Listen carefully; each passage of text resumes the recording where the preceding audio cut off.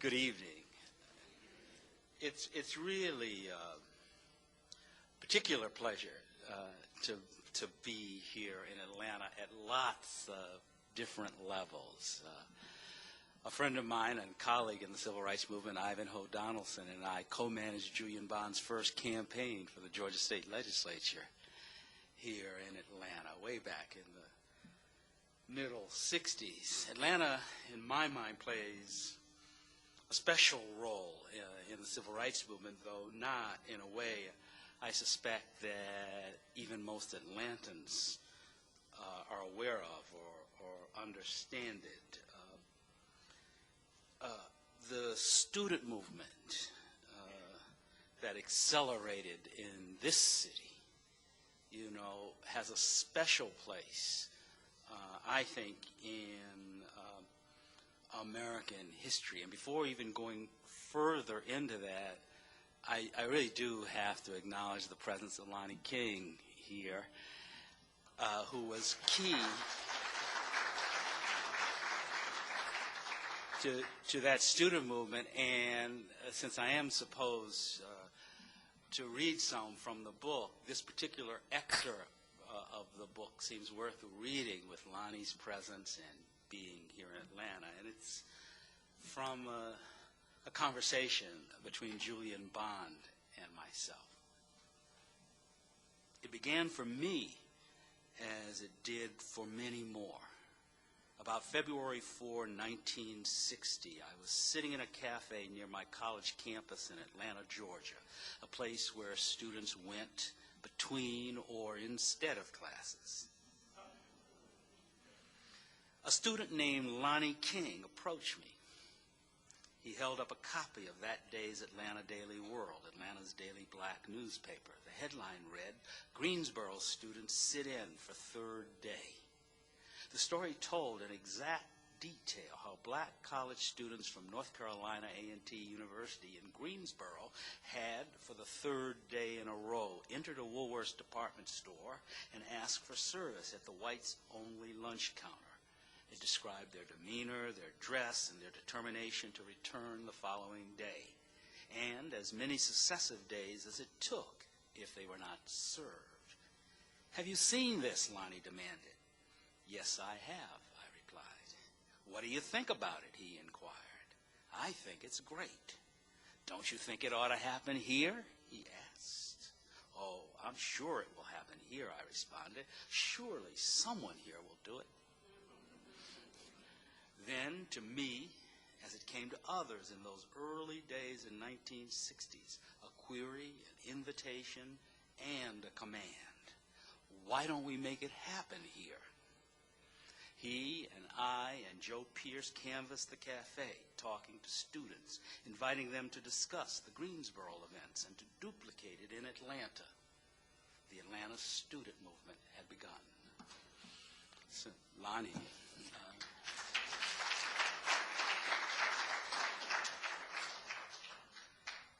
there's a lot more. I like talking about Atlanta, and I like talking about the student movement in Atlanta because of all the things that happen here. I ought to mention, another Atlantan, and I think, it's really important to understand student energy, to understand what was taking place around civil rights in the South in 1960. Martin Luther King, another famous Atlantan, recognized this early on when he went up to Durham, North Carolina, to express support for the students who were sitting in Durham, North Carolina, and speaking at the White Rock Baptist Church there, and I have the address in the book. He made two crucial points. One, this was where he first made the call to fill up the jails as a tactic in civil rights struggle. And secondly, he said from the pulpit of White Rock Baptist Church something, although he was speaking of the Durham movement, was as applicable to Atlanta, Georgia as it was to Durham, North Carolina. He said, "What is really new in your struggle is that it was initiated and led by students." Mrs. Martin Luther King in April of 1960s. So you need to know right up front, since I come out of what was then the student movement, there's a certain level of prejudice, I suppose, in my remarks, or a certain bias in my remarks, in the sense that they emphasize in many ways student energy and the student movement. After all, I was a field secretary for SNCC, the Student Nonviolent Coordinating Committee. One of the lessons, really, of the civil rights movement in general and the student struggle in particular is this, and it's one of the themes that runs right through the book. It's that you really can't tell or predict where one defiant act will lead. You know, it was just 4 students who sat in on February the 1st, 1960. And it wasn't as if there hadn't been other sit-ins. Doug Moore in 1957 had a sit-in in Durham, North Carolina at the Royal Ice Cream Parlor. CORE, the Congress of Racial Equality, had begun doing sit-ins in the early 1950s. One of the great women of 20th century civil rights struggle in my hometown, Mary Church Terrell, daughter of Robert Church of Memphis, Tennessee, when she was 86 years old, had sit-ins in Washington, D.C. It's a woman that was born the year Abraham Lincoln signed the Emancipation Proclamation. So sit-ins had happened before, but you can't predict the effect of a defiant act. And in this instance, the defiant act of 4 Greensboro students led to a totally unexpected spread of sit-ins, so that by the end of March of 1960, sit-ins were taking place in roughly 80 southern cities. The other thing you can't predict is not only how an action will spread or catch fire, you can't predict what the impact of an act of defiance is going to be. And more than any single place, Atlanta teaches that lesson. And let me read it to you. You know, the target, as at least some of you, perhaps all of you will know, in many respects in Atlanta, was the richest department store. I have to put on my glasses because a sign is being, okay, I will get closer to the mic.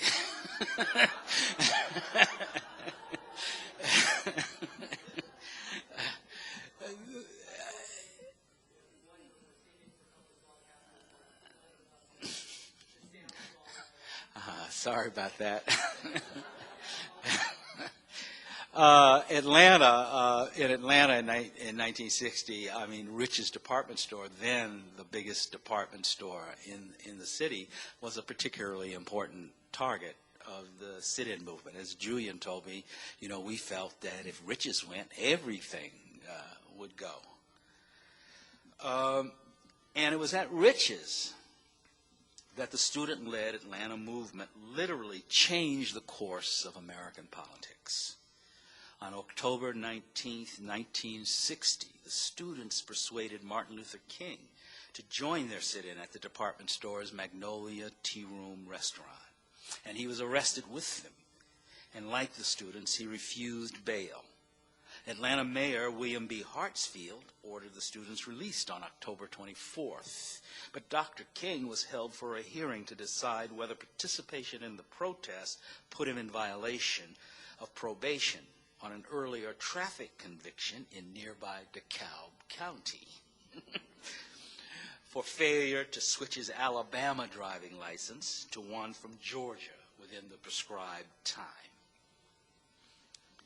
At the hearing, Judge Oscar Mitchell, who had originally given King jail time for the traffic infraction, ruled that King had violated his probation.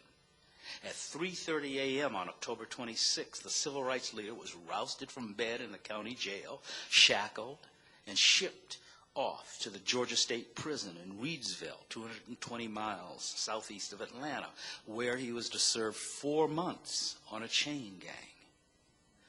A pregnant and very worried Mrs. King received a telephone call of support and sympathy from John F. Kennedy, who was running against Richard Nixon for the U.S. presidency.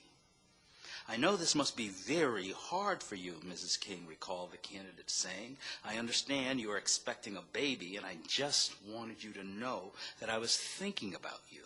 And Dr. King, if there's anything I can do to help, please call me." The next day, Kennedy's brother, Robert, secretly negotiated King's release with Judge Mitchell and even got the charges dropped. At a celebratory mass meeting that evening, the evening of his son's release, a grateful Daddy King, who was a major black Republican Party leader, pledged his support to Democratic Party candidate John Kennedy. Quote him exactly: "Because this man was willing to wipe the tears from my daughter's eyes, I've got a suitcase of votes, and I'm going to take them to Mr. Kennedy and dump them in his lap." Flyers detailing the John Kennedy-Coretta King exchange were produced by the Kennedy campaign, titled "The Case of Martin Luther King" and subtitled "No Comment, Nixon versus a Candidate with a Heart, Senator Kennedy." The flyers, called the Blue Bombs for the color of their paper, were distributed only to Afro-American voters. This swung tens of thousands of black votes to Kennedy and was decisive in the senator's narrow victory: 34,227,096 popular votes to Richard Nixon's 34,107,646 votes. Now, those of you living here can see some of this at the Sam Nunn Atlanta Federal Center, which is what Rich's seems to have become. And there's a big kind of mural. It's over 100 feet wide and about 30 or 40 feet tall. A lot of it ceramic tiles.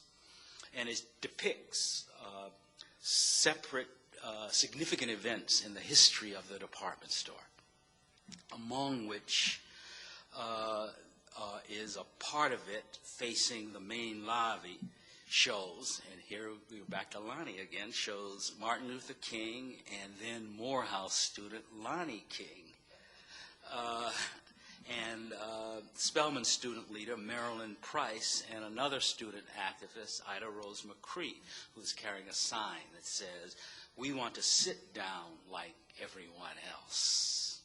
There's also on the wall of the corridor leading to the cafeteria another mural of ceramic tiles presenting other depictions of that October 19th sit-in that I just talked about, one of which shows Dr. King being arrested with some other students. So you got that right here in your city. You can take this book and go there and see it. So Atlanta, you know, in the specific sense, has played a very important role in American history that maybe its citizens aren't completely aware of. And then there's this broader lesson that, which is applicable today, it seems to me, is take an action, be defiant, because you really can't tell what effect it's going to have. It wasn't as if all Atlanta students were sitting in. It wasn't as if all the Atlanta students, even at the Atlanta University complex of schools, were sitting in. In fact, it wasn't that many relative to the number of students attending school there. But take the action anyway, because it might have an effect that you hadn't planned for. You could say that I could describe the Rosa Parks refusal to surrender her seat in much the same way, and almost any action in the civil rights movement, the same thing. The other important lesson kind of buried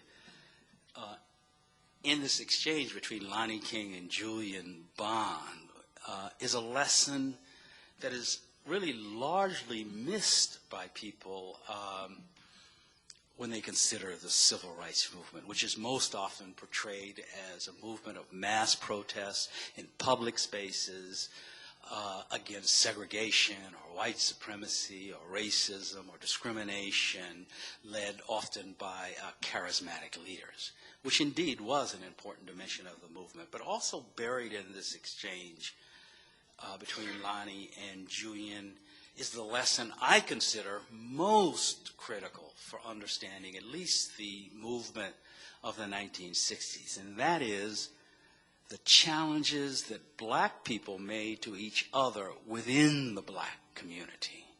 As much as the movement challenged segregation, as much as the movement challenged racism, as much as the movement challenged white supremacy, what you also see looking at the movement is a challenge that black people are making to other black people. People forget that when Martin Luther King emerged as the leader of the Montgomery movement, the bus boycott movement, it really was in response to a challenge, not to white supremacy, but E.D. Nixon, that great Alabama leader who was one of A. Philip Randolph's union leaders in the Brotherhood of Sleeping Car Porters, and who had been the president of the NAACP in Atlanta, and been the president of the NAACP in Alabama, and been the president of the NAACP in the city of Montgomery, stood up and challenged the ministers who were reluctant to continue the boycott. He accused them of being cowards. In fact, what he said was, you preachers have been eating these women's fried chicken long enough without doing something to help them. Yeah, and that's when he accused them of being cowards, and that's when a 26-year-old Martin Luther King stood up in that church and said, I am not a coward. And it's long been my view that it was that statement by Martin Luther King on that night that led to Martin Luther King's selection as head of the forming Montgomery Improvement Association and the emergence of Martin Luther King as a leader of national stature. So reread the exchange between Lonnie King and Julian Bond, and what you also are looking at is Lonnie King challenging Julian Bond to do something, not wait for it to happen, as Julian was sure it would. And in that vein, I have to say, much the same thing applies to me. You know, the other great person, there were a number of great people in Atlanta that I don't have nearly enough time to talk about, but one person who was one of the great figures who for a time was here in Atlanta was Ella Baker, one of the great women of the civil rights movement. You know, in the 1940s when she was director of branches for the NAACP, Rosa Parks was attending leadership workshops that she conducted. And it was really Ella Baker who organized the preachers into the Southern Christian Leadership Conference and became its first executive director. Although because she was a woman, she really only was officially titled temporary executive director. It wasn't until Wyatt T. Walker became executive director that temporary was removed from the title. And it was Ella Baker who recognized right away the significance of the student sit-ins and squeezed about $800 from Martin Luther King to bring the student activists on black college campuses together at her alma mater, Shaw University in Raleigh, North Carolina. And out of that meeting came the organization with which I became so deeply involved during the first half of the 1960s, the Student Nonviolent Coordinating Committee. But having talked about Julian and having talked about the importance and challenge, and in the tradition of Ella Baker, because one of the things Miss Baker always did, I think, at least in part, perhaps, because she was a Southern woman. She was always trying to find out from you sort of who you were. This was not an interrogation. It was not done in any hostile manner. But she really wanted to know if you made your way into the sit-in movement or made your way into SNCC or CORE or something, and you were 19 years old or 20 years old. But just how did you actually get involved with this? Who were your people? Where'd they come from? What did they talk to you about? You had that kind of conversation with Ms. Baker. You were expected, or you had the sense that she was always expecting you to reveal some important part of yourself to her. So in that tradition, in that memory, I reveal a little bit about myself here.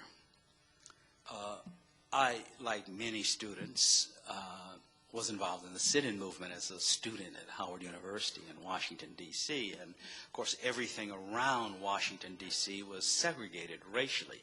And Washington, D.C. itself hadn't desegregated that long ago. Washington, D.C. doesn't begin to desegregate until 1953. The Washington, D.C.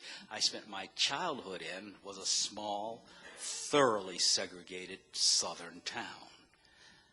I will say as an aside, without elaboration, that Woodrow Wilson did that at the turn of the century. Okay, because I was involved in the sit-ins, I wound up getting an invitation from CORE, the Congress of Racial Equality, to participate in a kind of student leadership training workshop around civil rights in Houston, Texas.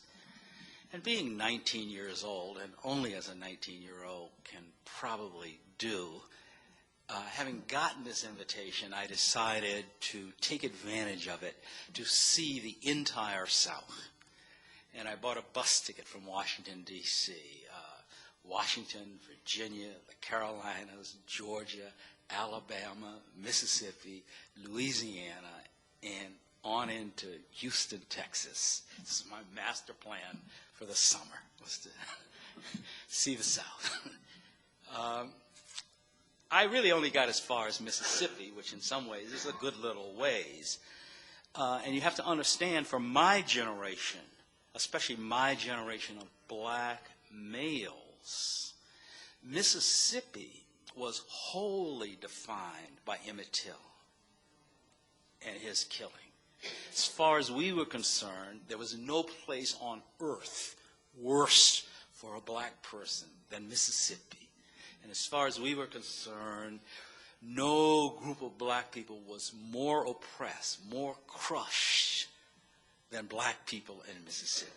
And what interested me about Mississippi was, and I knew this before leaving Washington, there had been sit-ins in Jackson.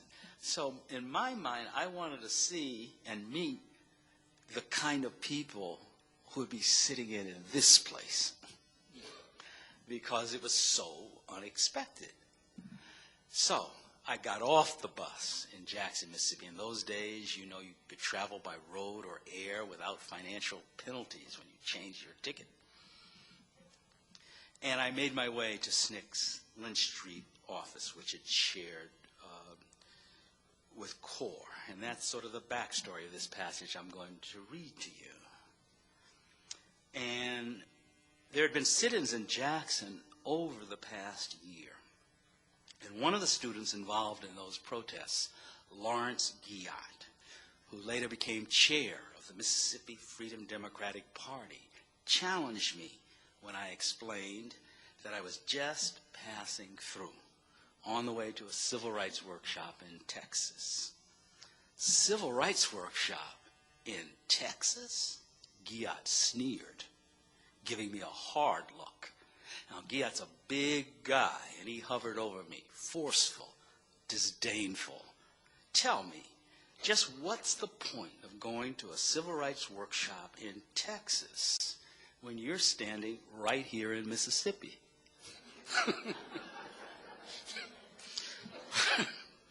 Well, his challenge was clear. You can chatter about civil rights in meetings, or you can do something to get those rights. And if you want to do something, then the thing to do is stay here and join our efforts in Mississippi. It's not too different from the way Lonnie challenged Julian. That idea had been nowhere in my mind when I left the Capitol. Now that I was confronted with it, I found myself wrestling with whether or not to commit to the work in Mississippi, and decided to stay over in Jackson for a few more days to at least learn what was going on. I felt connected to these young Mississippians I was meeting the same way I had felt connected on first encountering freedom riders and sit-in students at Howard University.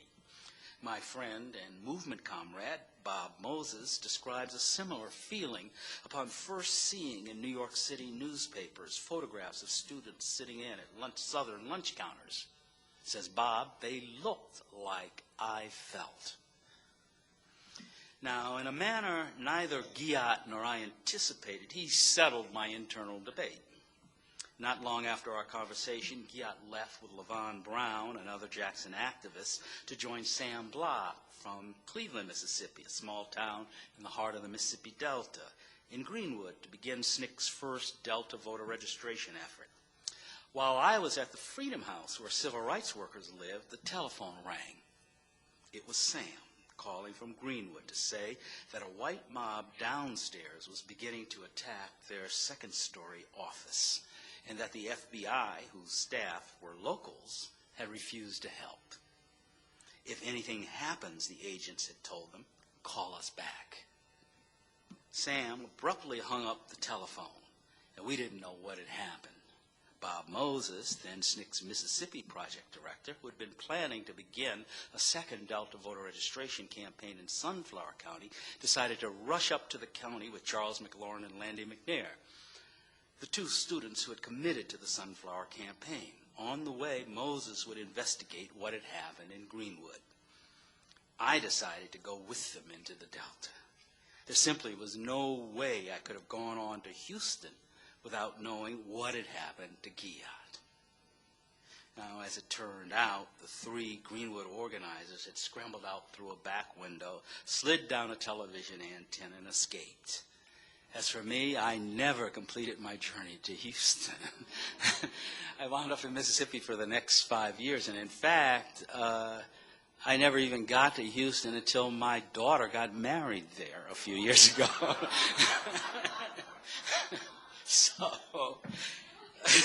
So again, we have, another sense. I mean, I like the stories of challenge. I emphasize the stories of challenge all through the book because I think that's really crucial for, speaking of Mississippi, one of the great Mississippians that few people know about is Willa Player. Willa Player was the president of Benedict College in Greensboro, North Carolina, right next door to North Carolina A&T.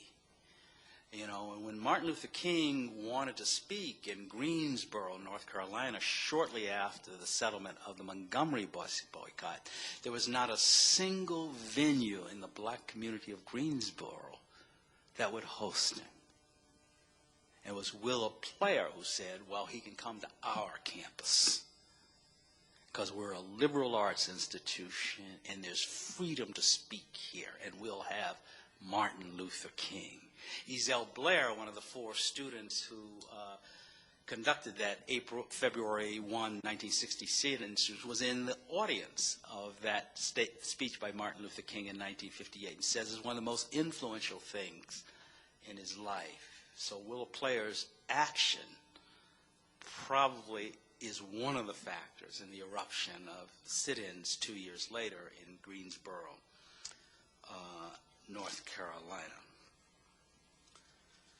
I don't want to go on too long. I want to leave a lot of time for questions. I'm much more comfortable looking at a keyboard than a microphone. But I do want to mention, I wish he was here. I thought he would be here. Another notable movement veteran in your community here in Atlanta is Hank Thomas. Hank was one of the original freedom riders. And if he was here, I would have singled him out in much the same way I've done with Lonnie King here.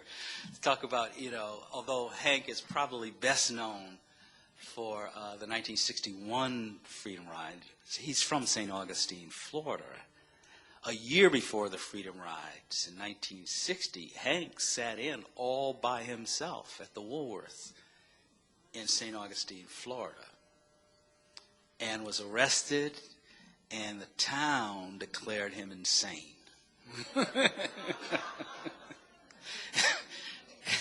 And tried to have him committed. I've learned, one of the things I learned doing this book, by the way, that this was not unique to St. Augustine. This reoccurs all across the South. I mean, especially when individual black people do something defiant, there's an instinct to just say, well, he's insane.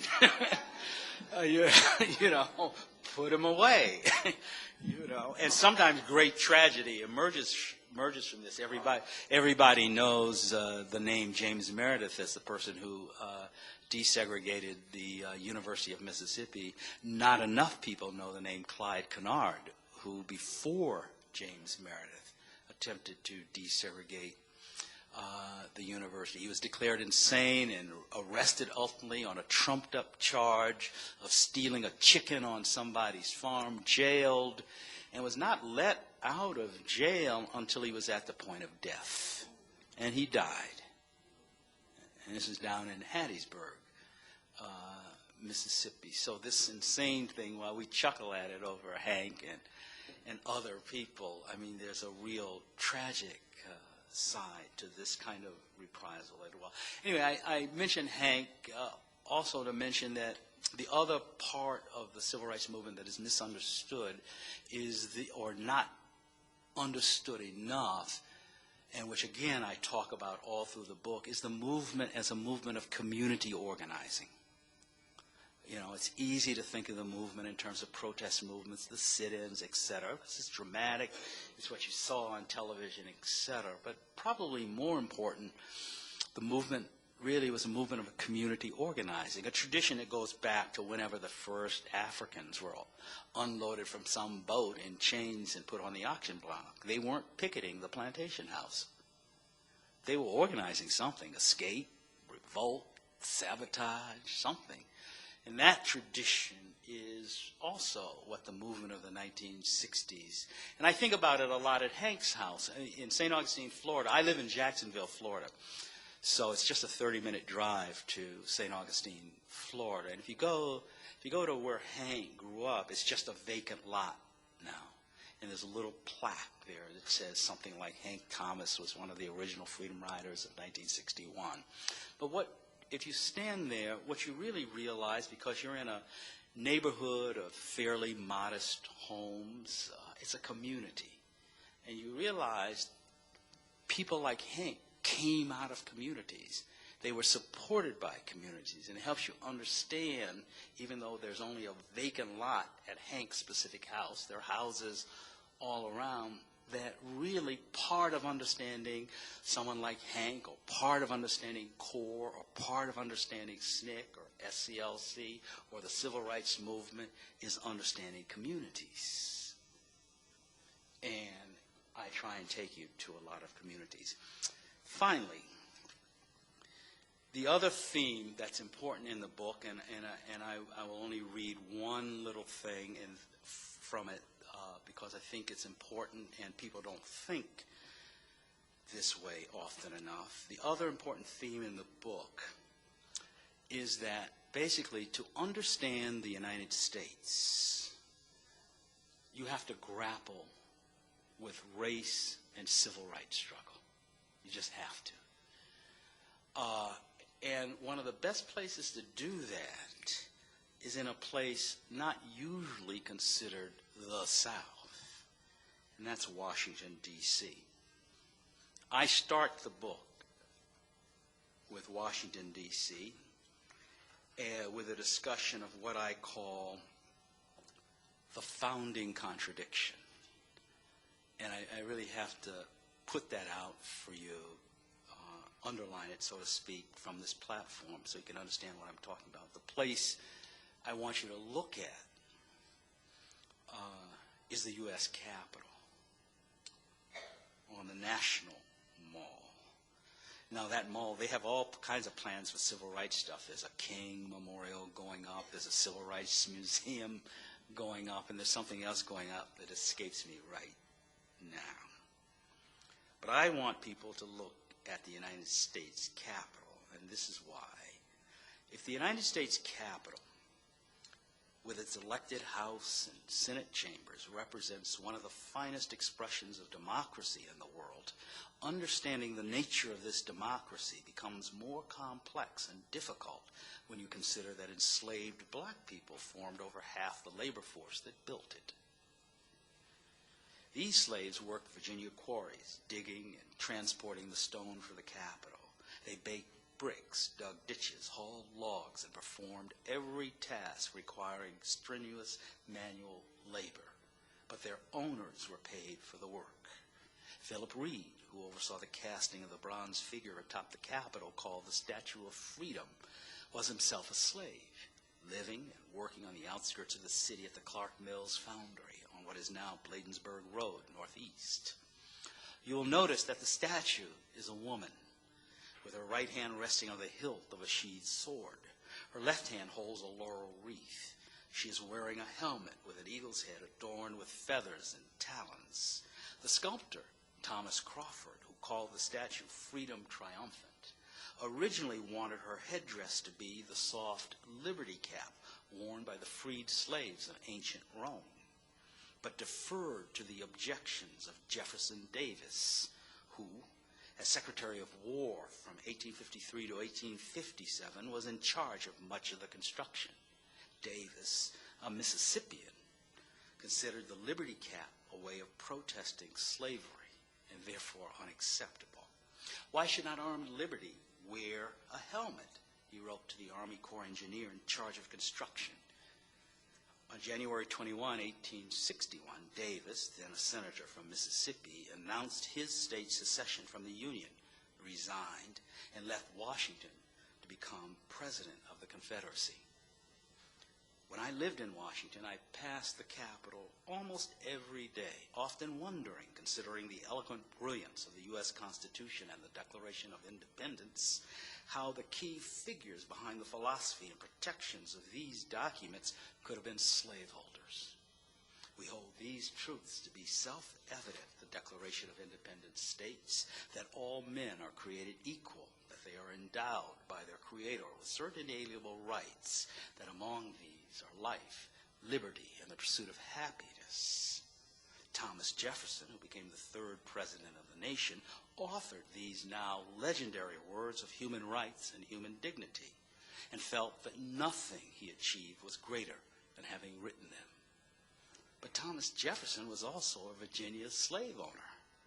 Thus, the question nags, how could a man who owned human beings as property, as livestock, and who considered it his right to own them, have penned the words we find in the Declaration? The original signed Declaration, along with the Constitution, Bill of Rights, and Abraham Lincoln's Emancipation Proclamation that freed slaves decades after those founding documents were written, are at the National Archives. Slaves were once auctioned just down the street from the National Archives. Slave trading in Washington, D.C. lasted until the Fugitive Slave Act banned it in 1850. But that act, signed by President Millard Fillmore, also made helping slaves escape or failure to assist in returning escapees to slavery a federal crime. The act hurt the business of the St. Charles Hotel, which had opened its doors in 1820 and quickly become a favorite of buyers in town to purchase slaves. Its basement contained 6 30-foot-long arched holding cells that extended underneath Pennsylvania Avenue. Iron grates at street level provided air and a bit of sunlight. The hotel advertised the iron rings embedded in its walls and promised to reimburse guests the full value of any slave who managed to escape. Except for government, slave trading was the city's largest industry. This combination of cruelty, pain, and privileged comfort is partially revealed just one block north of the White House at Decatur House. Now an elegant small museum, it was once the elegant home of a slave trader. Decatur House had a rear courtyard auction block. Slaves destined for auction were kept in an enclosed brick wing of the house running along H Street northwest. Some slaves were chained in the attic. The permanent exhibit there today avoids the most brutal aspects of this house's slave history, but it does tell the story of Charlotte Lottie Duppy, owned by Kentuckian Henry Clay, who was appointed Secretary of State in 1824. Duppy filed suit to stay in Washington when Clay left in 1828, arguing that she had an oral agreement from a former owner promising her freedom after a certain amount of time as a slave. She lost. Little else in the district offers much acknowledgement of its slave history, but you can always sit in Lafayette Park right in front of the White House, another federal structure built with slave labor, and imagine yourself being sold there. Now, the whole issue of slavery in the history and life of the country raises an issue that I want to end on that's extremely relevant today. It's an unresolved issue. And that issue is, who can be a citizen? Who gets the rights of full citizenship? At bottom, when you look at slavery, when you look at all of the segregation of the 20th century, the denial of voting rights, etc., what it revolves around is the question of citizenship. Who can be a citizen? Who can participate meaningfully in the decision-making that affects the life of the country? It's just that black people were the lightning rod for that issue, whether you talk about the slavery era or the era of segregation. And it's still unresolved. That's a whole long lecture that if you invite me here with my next book, I can talk about. I will make one comment relative to that leading up to questions. One of the things that surprised me in going to Mississippi in 1962, when I was up in the Delta, was as you drove around, you saw that there are all these brand new school buildings for black students. And, you know, again, since my attitude about Mississippi was wholly shaped by Emmett Till, this was puzzling to me at first, because if my attitude was either black people didn't get education in Mississippi, or if they went to a school, it must be a shack. And it didn't take me long to figure out that really the schools were shells. I mean, you went in, there weren't many books in the library, there weren't test tubes or microscopes in the labs if they had it, and you realized they were really shells built to create the illusion of separate but equal in response to the 1954 Supreme Court decision, really the arguments leading up to the 1954 Supreme Court decision. But that if you looked at the education of the students coming out of the schools, despite the efforts of some heroic teachers, and there's a whole body of work to be done about teachers that really sought to actually teach in the era of segregation. Despite that, essentially the schools were built really around the idea of sharecropper education, what I called sharecropper education. All that was expected of the students coming out of these schools was not that they would function as meaningful citizens, but that they would pick cotton or be maids or nurse babies or cook food in some kitchen, something like that. Now, leap forward 45 years, and we're in 2008, go into an inner city school that serves black people or poor people, minorities. In Washington, D.C., where I'm from, the typical 12th grader graduates, and 40% of the students who go into high school don't complete it. But the typical 12th grader coming out of a Washington, D.C. public high school is reading, writing, and calculating at an 8th grade level. So he or she is getting roughly 21st century version of the sharecropper education I witnessed in the middle 20th century, and are no better able to function in society than those kids coming out of those schools in Mississippi were in 1962. They're not able to become meaningful or useful citizens. So the whole question of citizenship still remains on the table. And certainly with regard to schools, to my way of thinking, it's at least as important a civil rights issue as voter registration was in the early 1960s. With that, I will take questions. Thank you.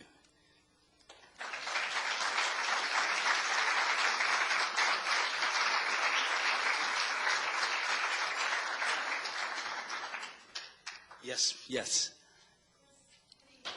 How are you? First, I want to say that I am a Howardite and also a member of NAJ. I'm honored to meet you. I wanted to ask, as a travel writer, I'm very interested in finding out some of the hidden gems that you may know about that tourists should see that are not the obvious. Like in Atlanta, most people know about Auburn Avenue and the King Center. But what are some other hidden gems that you think that tourists should see? Sure. Yeah.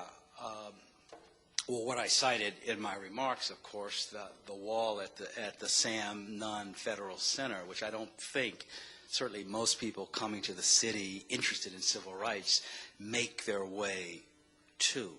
Then there's several institutions in Atlanta that are well worth visiting if you're here. Up in the AU complex, was the Robert Woodruff excuse me, center up there, which now, I guess is categorizing all these recently found Martin Luther King papers. But that's where you can see things like, you'll see in the book that I particularly in Atlanta, I have things like reproductions, really, of flyers that were used during the movement. For instance, here we go. There were a lot that I like. Help wanted, responsible position, 2 hours Friday and Saturday, picketing downtown, immediate openings, apply in person, Rush Memorial Church, which appeared in the Inner Campus Voice. And you can actually go on campus and see a lot of these documents, the appeal for human rights that the Atlanta students wrote prior to launching their sit-in movement.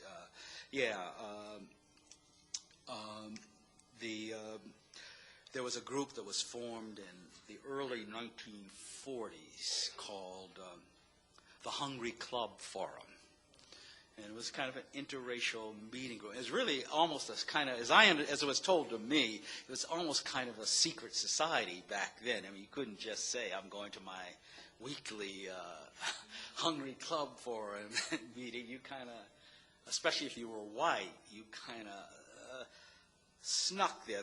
Its motto was food for taste and food for thought, for those who hunger for information and association. Well, the club still meets. It's still in existence. And it's worthwhile making your way to it. There are a number of churches. Ralph Abernathy's Hunter Street Baptist Church is still worth visiting. Sadly, two of the institutions that were really crucial to movement dialogue and discussions are really non-existent except as hulks in disrepair. And that's Pascal's old restaurant on what used to be Hunter Street, now Martin Luther King, I guess, Drive, and also Frazier's Cafe Society. It's kind of the SCLC people tended to meet at Pascal's, and the SNCC people tended to meet at Frazier's on Hunter Street. They were only 3 or 4 blocks apart. I think people should walk along both Hunter Street and Auburn Avenue knowing the kind of civil rights history that emanated from those two streets and the broader black history that emanated from those two streets, and get a little angry at how little has been done to recognize this. For that reason alone, it's worth walking up and down those streets. My own favorite minister in Atlanta, and the church is still there, Wheat Street Baptist Church. And my own favorite minister in Atlanta was Reverend Williams Holmes Border, who, well before we at Snicker Corps were doing anything, in fact, well before most of us was born, was out there. You know, he denounced Gone with the Wind when it premiered in Atlanta. And I should say as an aside, you know, he denounced Daddy King for allowing the Ebenezer Church Choir to sing at the premiere, wearing bandanas.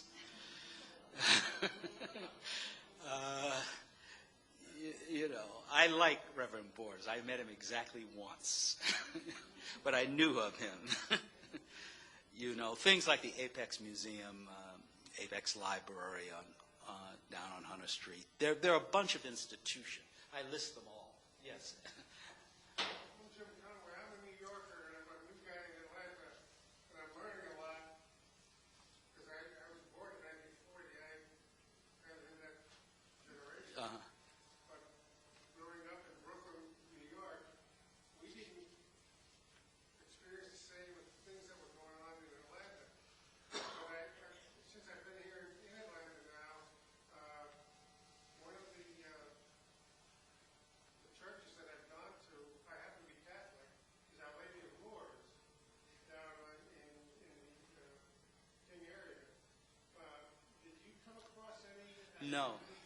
there? No, I didn't. I don't have that. I mean, you know, this book, you know, is... It was the first Catholic church established for African Americans.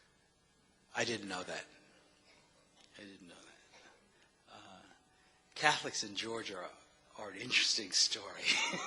But I have to figure out how to make my way to that. I tell a little about it. I mean, Georgia's founding history. I mean, you know, Georgia was, you know, fairly progressive when Oglethorpe's idea was a fairly progressive one. You know, it was going to be for the worthy poor and asylum for the unfortunate is how he wrote about.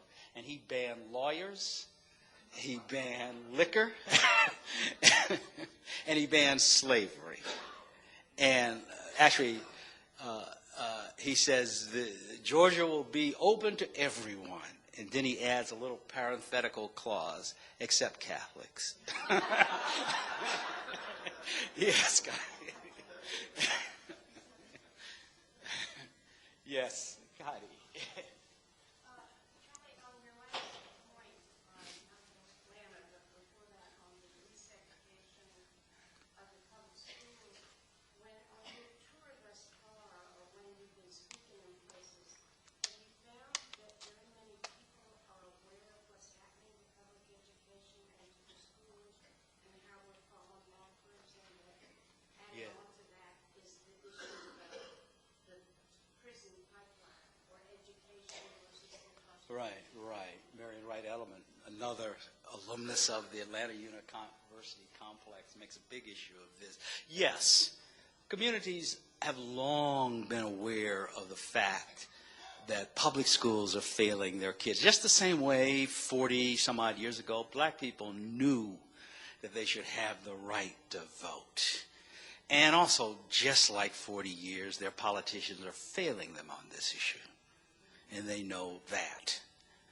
What people don't know or haven't worked out is how to wage a fight to get the kind of schools they think their children should have. That, too, kind of seems to me resonates with what things were like 40 or 50 years ago. And I find myself wondering sometimes, I think what made the difference, certainly around voter registration and more broadly around civil rights in the South, what really began to force change was when people began demanding what everybody said they didn't want. You know, if you went into these towns and cities, certainly the political leadership, which was all white, would say, well, black people don't want to register to vote. Or they're not interested in having coffee or whatever in Woolworths. And it was only when students, or the great symbol of this to me in voter registration would be Fannie Lou Hamer, a sharecropper from Mississippi, when people began demanding what the system said they didn't want, you began to see change. And when I think about that, I say, well, who has to make the demand, and how do they make the demand to change the public schools? I mean, my attitude is a fairly hard-line one. I think that every child enrolled in a public school should be guaranteed a quality education. There's no give from my part on that point. And if it can't, you know, and for them not to get it is for them to be denied their civil rights as a citizen in the country. But the how to get that, you know, what is a quality education? How do you make such a demand? Because I'm absolutely certain that you can't depend on elected officials to do this. Sure. Okay. Here and here. We'll take you. Either way. Okay. Go ahead. Yes. Where? Not that I know of. The only plaque, no, at least when I went through, and what I've learned doing the book, the plaques go up all the time, partly because a lot of communities are recognizing that there's money to be made in kind of heritage tourism. You know, I mean, when I went to Selma, they were so happy to see me, and the head of the Chamber of Commerce gave me a whole shopping bag full of brochures and told me, you know, we've moved from Civil War to civil rights.